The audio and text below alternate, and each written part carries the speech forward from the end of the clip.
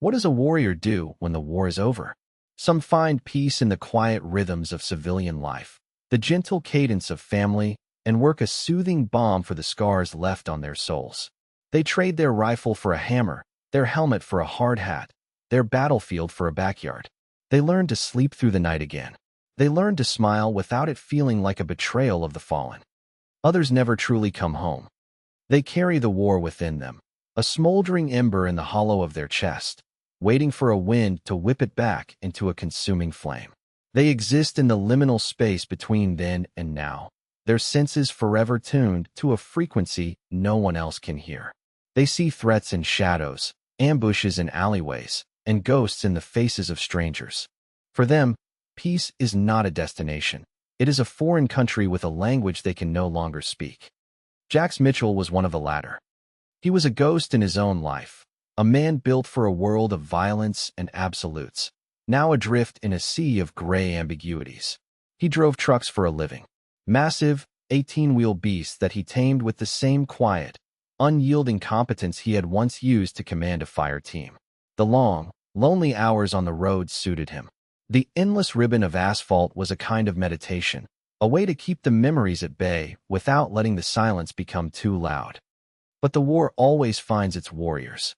And sometimes, the first casualty is not a man, but the loyalty that binds him to one. Deep in the Klamath National Forest of Northern California, another warrior was waging a different kind of war. This one was a war of attrition, a battle against hunger, cold, and the slow, grinding erosion of hope. His name was Havoc. He was a multi-purpose canine, a veteran of 3 combat tours with Marine Force Recon. He was a creature of myth and legend to the enemy, a 4-legged specter that moved with the silence of a wraith and the lethality of a lightning strike. He had sniffed out IEDs that would have vaporized entire patrols, tracked high-value targets through labyrinthine mountain passes, and stood his ground against a full frontal assault, his bared teeth a final, terrifying warning to those who would harm his handler. His handler, Jax. The name was a phantom scent on the wind, a half-remembered command in the deep recesses of his canine mind. It was a ghost of a touch behind the ears, the memory of a low, rumbling voice that promised safety, purpose, and belonging. Now, there was only the cold. Havoc lay in a shallow depression scraped from the damp earth, concealed beneath the sprawling branches of a low-hanging fir.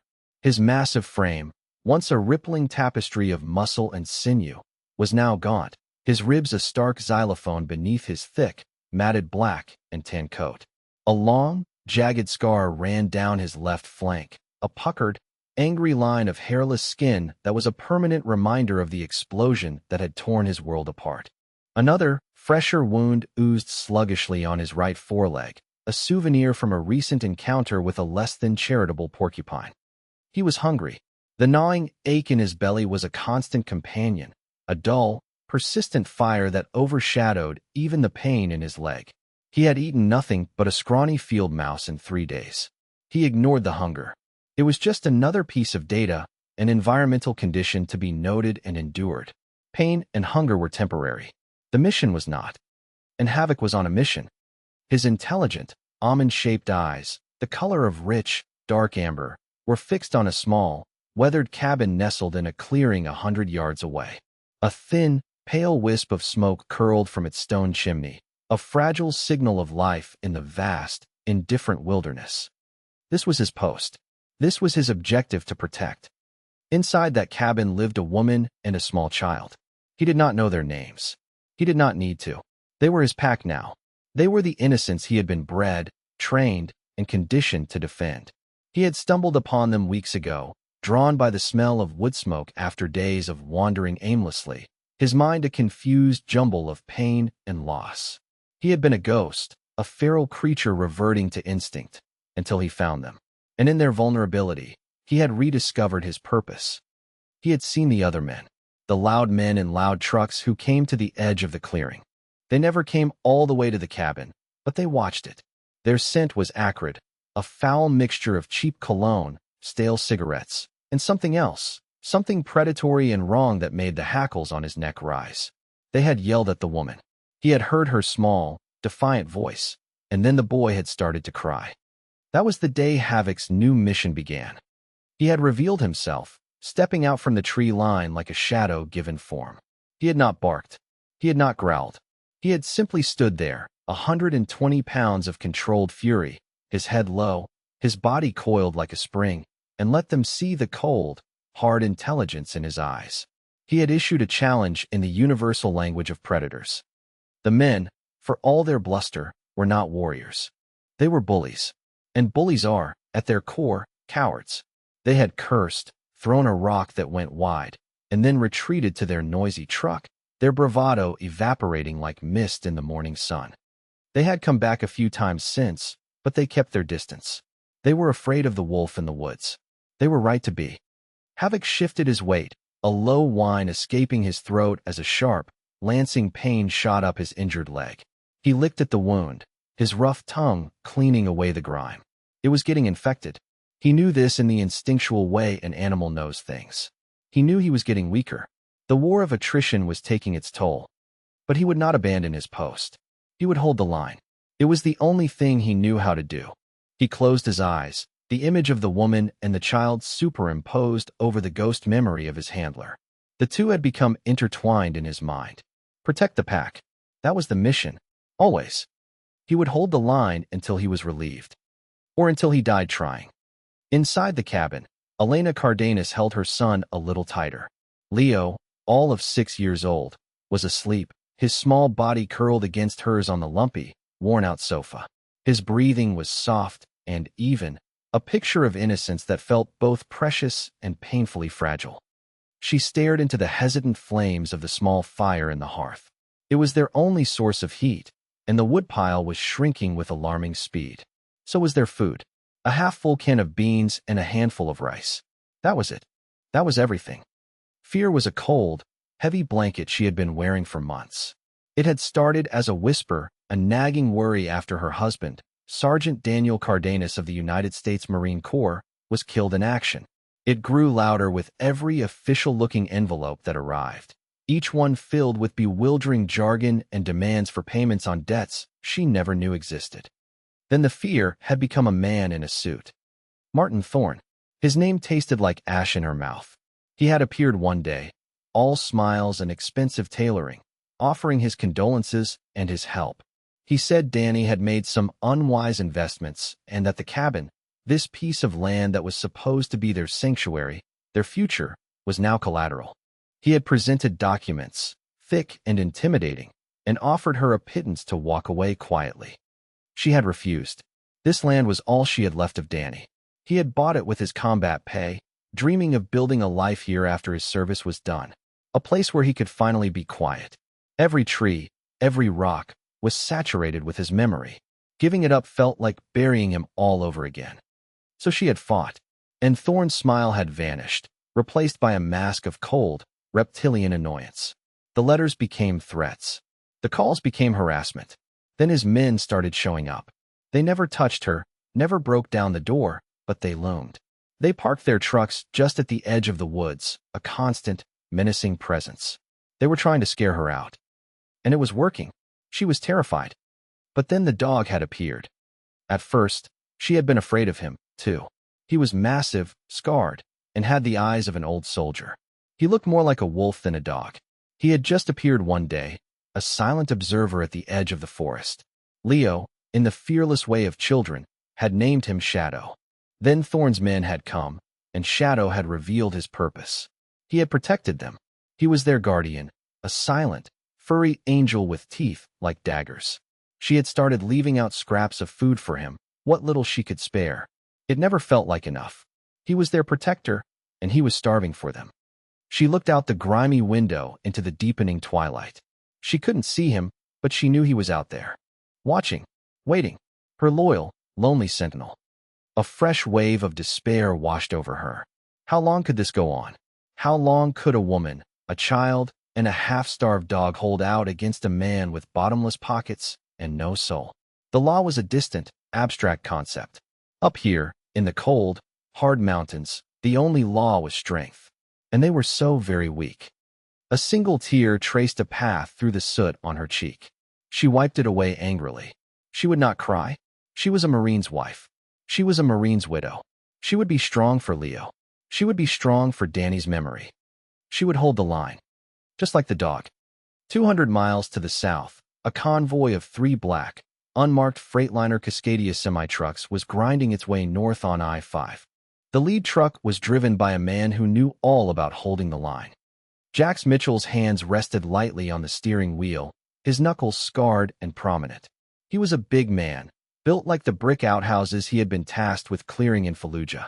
A broad chest and wider shoulders tapered to a narrow waist, a testament to a life of discipline and brutal functionality. His face was a roadmap of a hard life lived, all sharp angles and rough terrain, dominated by a strong jawline perpetually darkened by a 5 o'clock shadow. His hair was cropped short, a military habit he'd never bothered to break.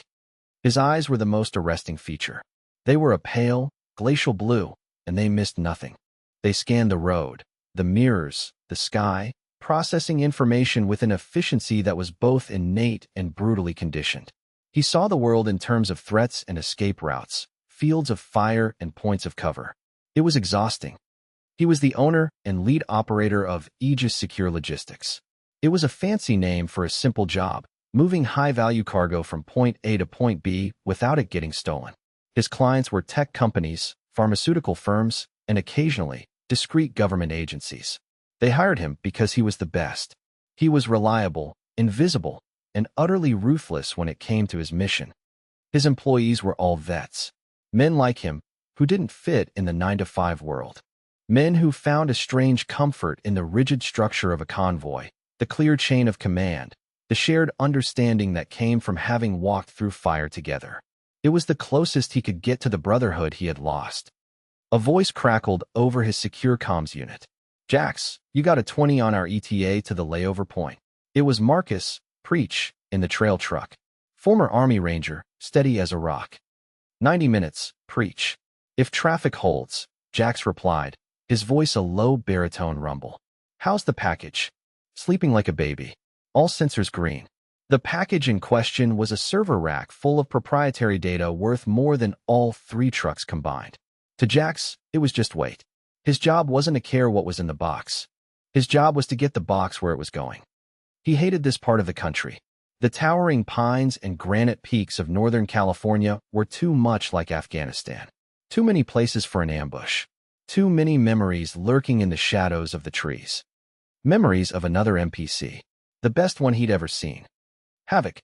The name was a punch to the gut, even after all this time. 2 years. It felt like a lifetime and an instant all at once. He could still feel the dog's reassuring weight pressed against his leg during long Overwatch shifts. He could still hear the soft thump of his tail against his cot in the pre-dawn hours. He could still see the flash. The god-awful, world-ending flash. They had been on a kill or capture mission in the Karangal Valley, the Valley of Death. Havoc had been on point, as always. He had alerted, his body going rigid, signaling an IED. Jax had been moving the team back, getting off the X, when the secondary was triggered. A daisy chain. A complex, sophisticated trap. Jax had woken up in Landstuhl, Germany, with a concussion, 3 broken ribs, and a left leg full of shrapnel. His first question, whispered through cracked lips to a blurry-faced nurse, had been, "My dog." The silence that followed was the only answer he needed. Havoc was gone, just like the 2 other men from his team who had been caught in the blast. More ghosts to add to his collection. He had been offered another dog. A young, eager Belgian Malinois with a perfect record. Jax had refused. There was only one Havoc. He had rotated back to the States soon after, his body healed, but his spirit shattered. The Marines had offered him a desk job, a promotion. He had looked at the starched uniforms and the sterile office and felt like he was suffocating. He had filed his papers the next day. Now he drove trucks. He told himself it was better this way. The road was honest. The engine didn't lie. You put in the fuel, you did the maintenance, and it ran. People were more complicated. Suddenly, a warning light blinked on his dash. A pressure sensor on the front left tire. It was dropping, slowly but steadily. "Preach, you copy?" Jax's voice was calm, betraying no alarm. "Send it. Got a slow leak, front driver's side. We're not going to make the layover. There's a turnout about 5 mics ahead. We'll pull over there. Go to level 2 security posture on my mark." Copy that, boss. Level 2 on your mark. Jax eased the massive truck into the designated turnout, a wide gravel shoulder carved out of the mountainside. The other two trucks formed a defensive triangle around his, their powerful engines rumbling in the crisp mountain air. This was procedure, drilled and rehearsed. A stopped convoy was a vulnerable convoy. He killed the engine. The sudden silence was profound, broken only by the ticking of cooling metal and the distant sigh of the wind through the pines. Mark, Jack said into the comms. We are at level 2. I'm going to inspect the tire. Diaz, you have overwatch. Got you covered, boss, came the reply from the second truck. Jack swung himself down from the cab, his boots crunching on the gravel. The air was cold and sharp, smelling of pine and damp earth. He moved to the front of the truck, his eyes scanning the dense tree line across the road. Old habits. He knelt to inspect the tire. It wasn't a puncture. The valve stem looked loose, maybe jostled by the rough patch of road they'd hit a few miles back. An easy fix. As he reached for the toolkit, he froze. What was that? A sound. Faint. On the absolute edge of his hearing. A high-pitched, desperate whine. It was almost lost in the wind, but he heard it. He had been trained to hear things others couldn't. And it was a sound he knew. His head snapped up, his eyes scanning the forest again, this time with a new, desperate intensity. It was probably just a coyote. A fox. Wishful thinking. He was hearing ghosts again. He forced himself to focus on the tire. He was being stupid. He was the leader of this convoy. He had a job to do. But then he saw them. On the soft shoulder of the road, almost invisible in the dirt, were tracks. Paw prints. Large ones. Too large for a coyote. The gait was wrong for a wolf. The toes were splayed in a way that spoke of exhaustion, but the pattern was deliberate. This animal was moving with purpose. His heart started to hammer against his ribs, a frantic, unfamiliar rhythm. It couldn't be. He stood up, leaving the tool kit on the ground. Jax? Everything good? Preach's voice crackled, laced with concern. Jax didn't answer. He walked to the edge of the woods, his eyes locked on the tracks. They led into the dark, forbidding maw of the forest. He could smell it now. The scent of a canine. And something else. Blood. Old and new. Jax. Preach's voice was sharper now. Talk to me. Preach, take command of the convoy. Jax said, his voice strained. Seal the trucks. Nobody in or out. Maintain level 2 until I return. That's a direct order. Return from where? What the hell is going on? I'm going for a walk. Before Preach could protest further, Jax keyed off his comms. He couldn't explain it. He couldn't justify it. It was a violation of his own protocols. It was reckless and unprofessional. But he didn't have a choice. It was a feeling he hadn't had since the Karangal. The primal, instinctual pull of a hunt. The certainty that something was waiting for him in the trees. Something that belonged to him. He unholstered the Glock 19 from the small of his back, the worn polymer grip a familiar comfort in his hand. He did a quick press check, ensuring a round was chambered. Then, without a backward glance, the former Marine Force recon operator, the man who called himself a truck driver, stepped off the road and was swallowed by the woods. The forest was a different world. The canopy of ancient pines and firs blotted out the sky, plunging the undergrowth into a perpetual twilight. The air was thick and heavy, the silence absolute. Jax moved through it like he was born to it, his feet finding purchase on the damp carpet of pine needles without a sound. His eyes, adjusted to the gloom, picked out the trail with an expert's ease. The tracks were clearer here, out of the gravel. The dog was favoring its right foreleg, putting more weight on the left. Injured. The blood scent was stronger now, mixed with the faint, musky odor of infection. He moved faster, his initial caution overridden by a growing sense of urgency. Every step, every snapped twig under his boot, felt like a second lost. He was a Tier 1 asset on the hunt, the instincts honed by years of warfare roaring back to life. The truck driver was gone. The Reaper was back. He followed the trail for what felt like miles, climbing a gentle, pine-choked ridge. The tracks grew fresher, the blood spots more frequent. The dog was close. He slowed his pace, his movements becoming even more deliberate, more fluid. He didn't want to spook it. If it was as wild and hurt as the trail suggested, it would be dangerous. He crested the ridge and froze. Below him, in a small, natural clearing, was a cabin. It looked old and weathered, almost a part of the forest itself. A thin plume of smoke rose from the chimney. It was the source of the wood smoke he'd been smelling for the last 10 minutes. And there, at the edge of the clearing, halfway between Jax and the cabin, was the dog. It was standing in a classic vanguard stance, body angled to present a smaller target, head low, teeth bared in a silent, menacing snarl. It was a German shepherd, a massive one. Its coat was matted and filthy, its frame thin and starved, but there was no mistaking the power in its coiled haunches or the intelligence in its narrowed eyes. Its right paw was held just off the ground, swollen and bloody. Jax's breath caught in his throat. The world seemed to tilt on its axis. The scar, the long, puckered, hairless scar running down its left flank. He had seen that scar every day for 2 years in the reflection of a shaving mirror. A piece of shrapnel from the same IED that had taken the dog had ricocheted and laid open his own cheek. The medics had told him he was lucky. A few inches to the right, and it would have taken his eye. He had a matching scar. Havoc. The name was a whisper, a prayer, a ghost on his lips. He didn't even realize he had said it aloud. At the sound of the name, the dog's snarl faltered. Its ears, which had been pinned back against its skull, twitched. They rotated forward, like twin radar dishes trying to lock onto a signal. Its head tilted, a flicker of confusion in its amber eyes. Jax took a slow, deliberate step forward, his hands open and visible at his sides. His Glock was still in his hand, but he held it pointed at the ground, a tool, not a threat. "Havoc," he said again, his voice stronger this time, but still soft, imbued with the low, rumbling cadence he had used for years. The command voice. The praise voice. The handler voice. "Easy, boy. Easy." The dog took a hesitant step back, a low whine rumbling in its chest. It was a sound of conflict, of pain and memory warring with instinct and fear. It was looking at him, but it was also looking past him, back towards the cabin. It was torn between two Judys, the new one and the old one. "It's me, buddy," Jax said, his own voice thick with an emotion he hadn't felt in years. "It's me." He took another step. He was close enough now to see the dog's eyes clearly. He saw the pain, the hunger, the fierce, defiant pride. And underneath it all, he saw a flicker of recognition, a spark in the darkness.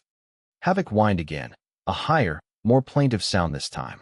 He took a shaky step towards Jax, then faltered, looking back at the cabin one more time, as if to say, "I can't abandon my post." "I'll take the watch, Havoc," Jax said, the words coming unbidden, a phrase he had used 1,000 times on long, dark nights in hostile territory. "You're relieved." That was it. That was the code. The words that meant the mission was over. The words that meant it was time to rest. The tension drained from the dog's body as if a switch had been flipped. The snarl vanished. The aggressive posture dissolved. His tail, which had been tucked between his legs, gave a single, hesitant thump. Then another. He limped forward, collapsing at Jax's feet, his massive head resting on his boots. He licked the worn leather, his body trembling with exhaustion and relief.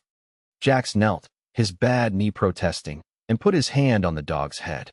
The fur was coarse and dirty, but underneath he could feel the familiar shape of the powerful skull.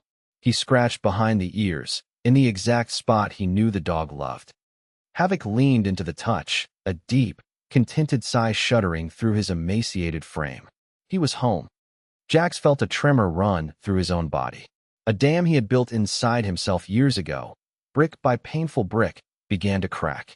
He squeezed his eyes shut, but it was too late. A single, hot tear escaped, tracing a path through the grime on his face, mirroring the scar on his cheek. He had found his dog, his ghost, his brother. He didn't know how. He didn't know why. All he knew was that the universe, in a rare and shocking moment of grace, had given him back a piece of his soul. The sound of a door creaking open broke the spell. Jax was on his feet in an instant, his body moving with a speed and grace that belied his size. He spun, putting himself between the cabin and Havoc, his Glock up and leveled in a two-handed combat grip. The transition from grieving master to lethal protector took less than a heartbeat. A woman stood in the doorway of the cabin, a rusty iron skillet held in front of her like a shield. She was thin and pale, her eyes wide with a mixture of fear and defiance. Behind her, a small boy with dark, frightened eyes peeked around her legs. Jax registered her details with tactical speed: frayed jeans, worn flannel shirt, dark hair pulled back in a messy ponytail. No visible weapons other than the skillet. Threat level, negligible. But her presence was a complication. "Don't hurt him," she said, her voice trembling but firm. "Please. He's just protecting us." Jax lowered his weapon slightly, though he didn't put it away. "He's my dog." The woman's eyes widened. She looked from Jax's hard, uncompromising face to the massive German shepherd lying on the ground. Havoc had lifted his head, and despite his weakness, he was watching the woman with a protective gaze. You're his handler?" she asked, the skillet dipping a few inches. "I am," Jax said. He holstered his Glock, a deliberate gesture of de-escalation. "My name is Jax Mitchell. This is Havoc. I'm Elena Cardenas. This is my son, Leo." She hesitated. "Leo calls him Shadow." Jax looked down at Havoc, then back at the woman and child. The pieces started to click into place. The protective stance, the cabin, the reason his dog, a trained warrior, had holed up in this specific patch of woods. "He's been protecting you," Jax stated. It wasn't a question. Elena nodded, her eyes welling up with tears of relief and exhaustion. The men, they keep coming, trying to scare us off our land. Shadow, Havoc, he's been keeping them away. He's our guardian." The word guardian struck a chord deep inside Jax. It was a word that belonged in the same universe as honor, duty, and brotherhood. It was a word from his old life. He walked over to Havoc and knelt again, this time to examine the injured leg. The wound was deep, dirty, and clearly infected. The dog's breathing was shallow. He needed medical attention. He needed food. He needed a safe place to heal. "Why are they trying to scare you off your land?" Jax asked, his voice low and dangerous, his focus on the dog, but his question aimed at the woman. Elena's story came out in a torrent, a flood of fear and frustration held back for too long. She told him about Danny, her husband, a Marine, killed in the Helmand province. She told him about the land, how it was all they had left. She told him about Martin Thorne, the developer, and his relentless campaign of intimidation. As she spoke, the ember in Jax's chest began to glow. A Marine widow, a Gold Star family, being preyed upon by a civilian vulture. It was a violation of the code, the unwritten, sacred law that bound the Brotherhood together. You take care of your own. You protect the families of the fallen.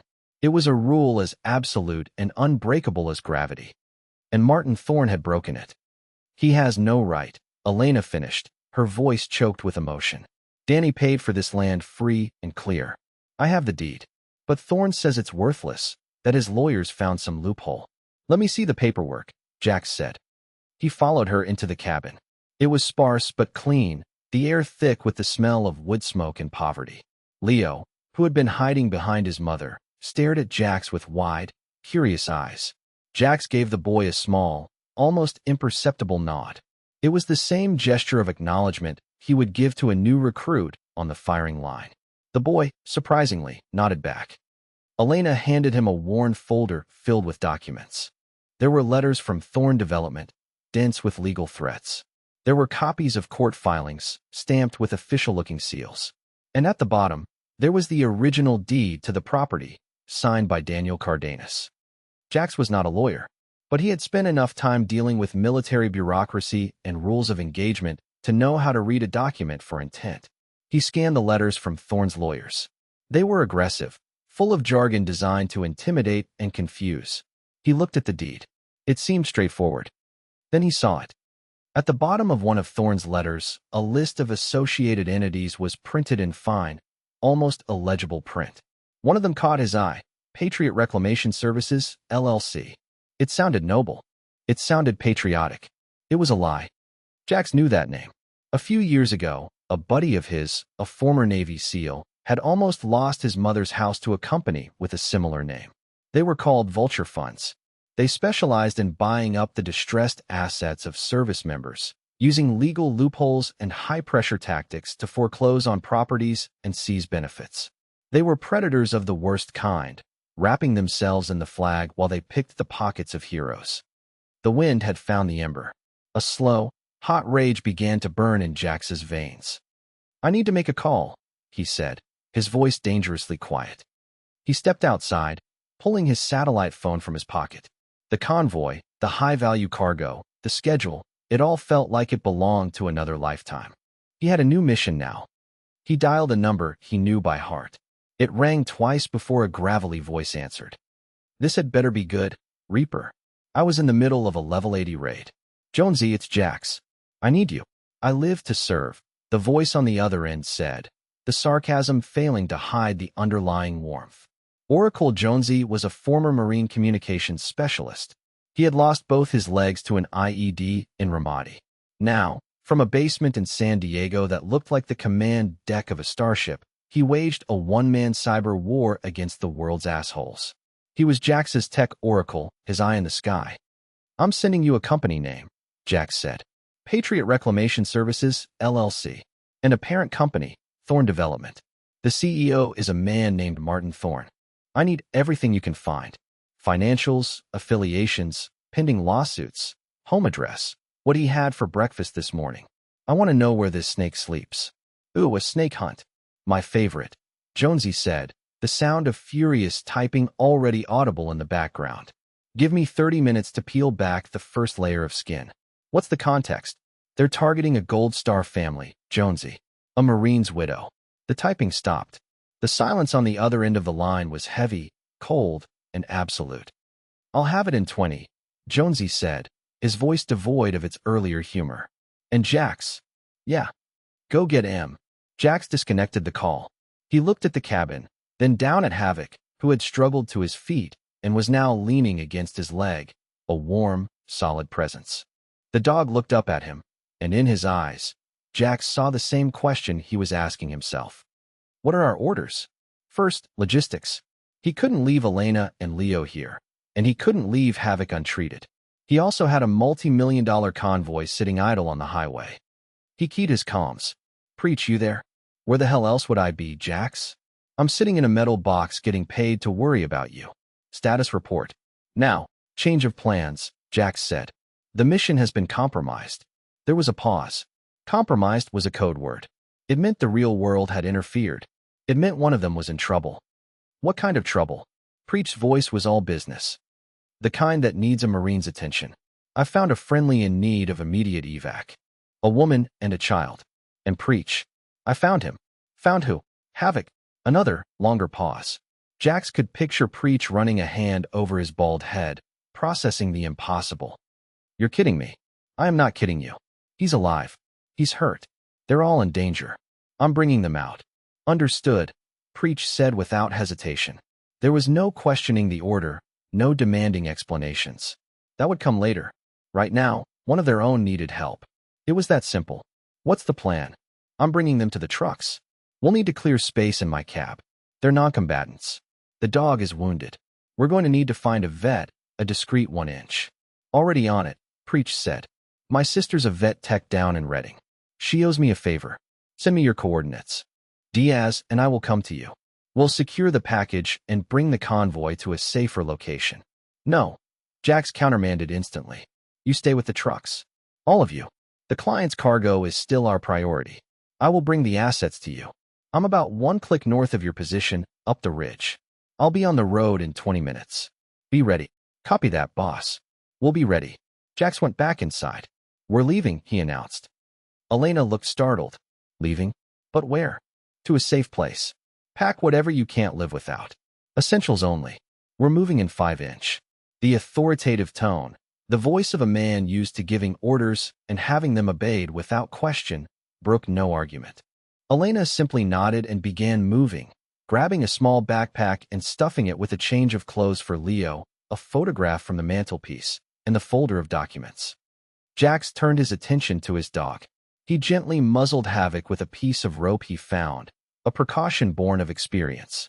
A wounded dog, even a well-trained one, is unpredictable. Then, with a grunt of effort, he carefully lifted the 100-pound animal into his arms. Havoc was dead weight, but he made no sound, trusting his handler completely. The weight felt good. It felt right. He carried Havoc out of the cabin and started the slow, careful trek back to the road. Elena and Leo following closely behind. He didn't look back at the small, lonely cabin. It was part of the past now. The mission was forward. Always forward. When they reached the highway, the three black trucks were waiting, their engines idling like sleeping dragons. Preach and Diaz were outside, rifles held in a low, ready position, their eyes scanning the tree line. They looked like soldiers guarding an embassy in a war zone. Preach's eyes widened as he saw the state of havoc. He just shook his head and opened the passenger door of Jax's cab. "Let's get him in." They gently laid Havoc on the sleeper bunk. Jax cut the rope muzzle off and immediately started a field dressing on the wounded leg, using the advanced trauma kit he kept in the cab. He cleaned the wound with antiseptic wipes, applied a coagulant agent, and wrapped it tightly with sterile gauze. It was a temporary fix, but it would have to do. Elena and Leo climbed into the spacious cab, their eyes wide with a mixture of fear and awe at the high-tech interior. Jax handed Leo a bottle of water and a protein bar from his personal stash. The boy took it without a word, his eyes fixed on the massive dog lying on the bunk. "He's going to be okay, right?" Leo asked, his small voice barely a whisper. Jax looked from the boy to the dog. "Yeah," he said, his voice softer than anyone had heard it in years. "He's a Marine. We're hard to kill." He climbed into the driver's seat. "Preach, you have the lead. I'll take the middle. Diaz, you watch our six. Standard formation. Let's roll." The convoy pulled back onto the highway, three black sharks moving through the dark water. Inside the lead truck, the world had shrunk to the quiet hum of the engine, the soft breathing of a sleeping child, and the steady, reassuring presence of a dog that had come back from the dead. Jax's sat phone buzzed. It was Jonesy. "Talk to me," Jax said. "You were right, Reaper. This ain't a snake. It's a goddamn Hydra." Jonasy's voice was grim. "Thorn Development is a shell corporation, one of many. The whole operation is a front for a man named Alistair Cromwell. British national, former hedge fund manager. He specializes in what he calls distressed asset acquisition. Vulture," Jax spat. "Worse, he has a whole division, Patriot Reclamation Services, that does nothing but data mine for the families of Kias. They look for service members who died without a clear will, or who had outstanding debts, or whose families live in remote areas with limited access to legal aid. Then they swoop in. They use a web of shell LLCs to file liens, challenge deeds, and bury the families in legal paperwork until they give up and accept a lowball offer." Jax's knuckles were white on the steering wheel. "It's systematic. It's a business model, Jax, and a damn profitable one. I've found at least 30 other cases just like your Mrs. Cardenas, stretching from here to North Carolina. All of them families of fallen soldiers, sailors, and Marines. He's targeting us, Jax. He's hunting our families." The righteous fury in Jax's chest coalesced into a single point of cold, hard diamond. This was no longer just about one widow and one piece of land. This was about the tribe. It was a desecration. "What about the land?" Jax asked. "Why that cabin?" "That's the kicker," Jonesy said. "I cross-referenced the GPS coordinates of the Cardenas property with geological surveys. That land isn't just remote wilderness. It's sitting on top of one of the richest untapped lithium deposits in North America. That land isn't worth thousands. It's worth hundreds of millions." Jax was silent. The sheer, calculated evil of it was breathtaking. Thorn, or Cromwell, wasn't just stealing a family's home. He was stealing a nation's worth of resources from the family of a man who had died for his country. "Where is he?" Jax asked, his voice flat and devoid of all emotion. "Cromwell is in London. Untouchable, for now," Jonesy said. "But his top lieutenant, the public face of the operation in the States, is Martin Thorn. He runs the show from a regional office in Reading. And according to his credit card receipts, he just sat down for a very expensive steak dinner at the Palm."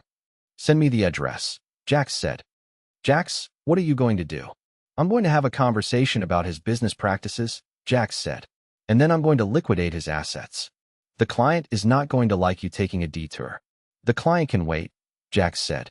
"This is a personal stop." He disconnected the call and opened the comms channel to the other trucks. "Preach, new plan. We have an unscheduled stop in Reading. You and Diaz will proceed to the designated safe house with the cargo. Secure it and wait for my signal." "And you?" Preach asked, already knowing the answer. "I'm getting off the X," Jax said. I have to go see a man about a dog.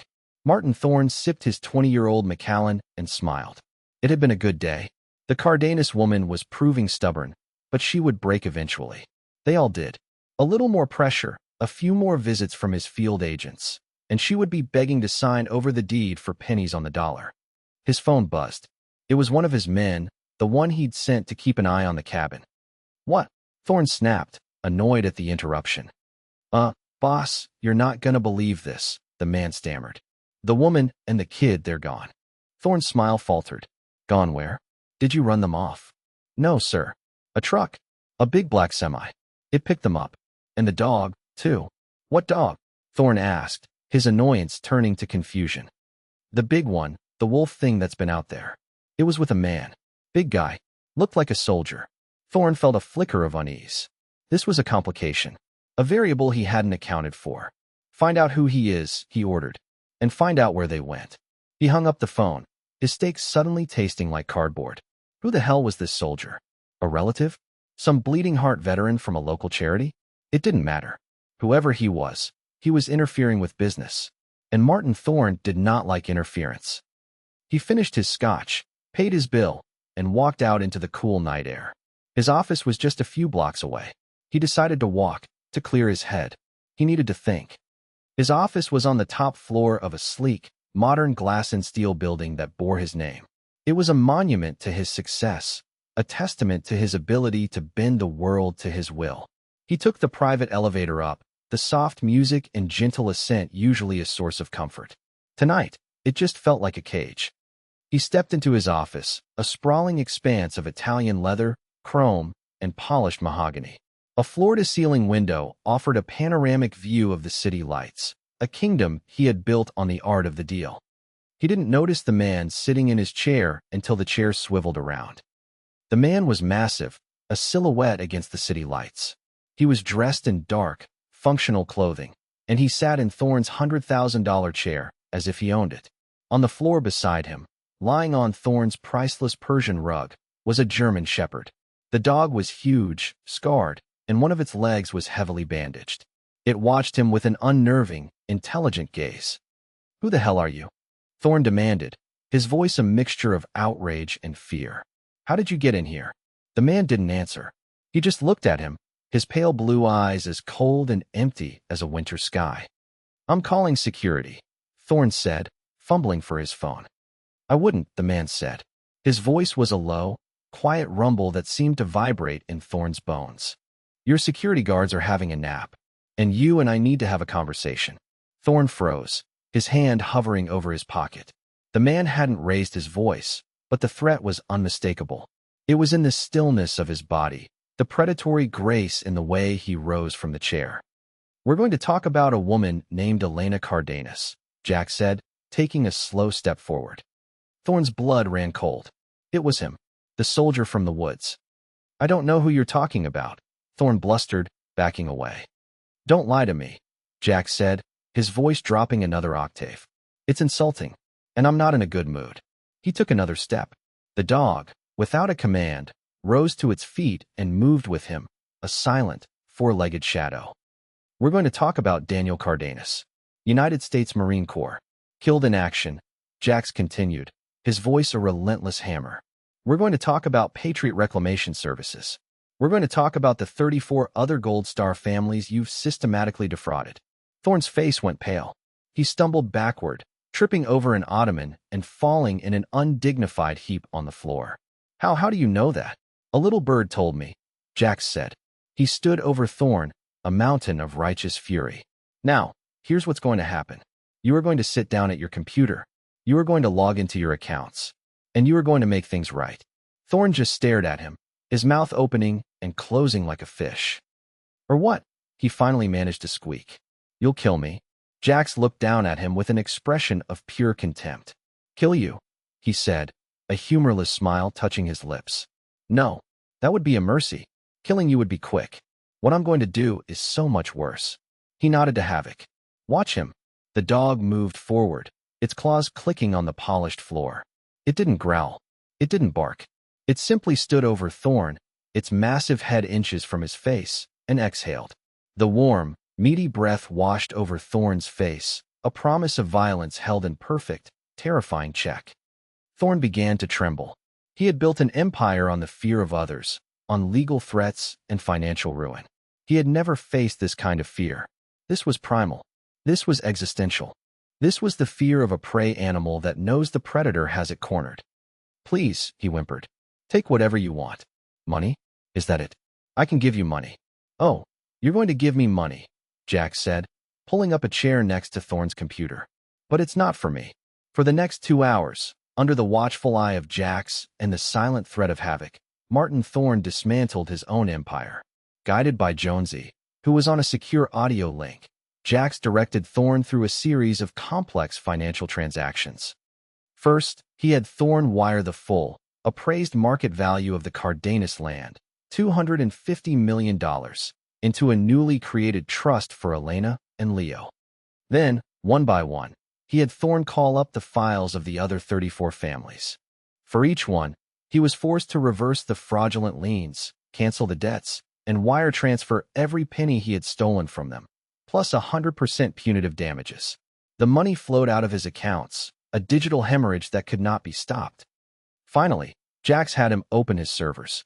Jonesy, with a few keystrokes, performed a complete data exfiltration, downloading every email, every document, every incriminating piece of evidence that detailed Thorne's predatory enterprise. A copy was sent to a secure server controlled by Jax. Another was packaged and sent anonymously to the FBI, the SEC, and the New York Times. When it was all over, Martin Thorne was a ruined man. His accounts were empty. His crimes were exposed. His life, as he knew it, was over. He sat slumped in his chair, a hollowed-out shell, sobbing quietly. Jax looked at him, not with pity, but with a cold, detached satisfaction. This was justice. Not the messy, compromised justice of the courts, but the pure, absolute justice of the battlefield. An eye for an eye, a life for a life. He hadn't taken Thorne's life, just everything that gave it meaning. "You're pathetic," Jax said, the final, damning judgment. He turned to leave. "Come on, Havoc. Let's go." The dog gave one last, contemptuous snort in Thorne's direction and padded silently after his master. They left the way they came, through the shadows, unseen and unheard. They were ghosts, leaving behind a ruined king in his glass castle.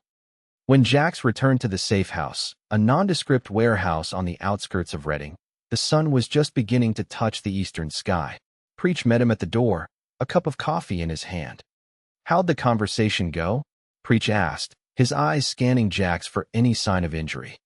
"He was very receptive to my point of view," Jax said, taking the coffee. "The situation is resolved."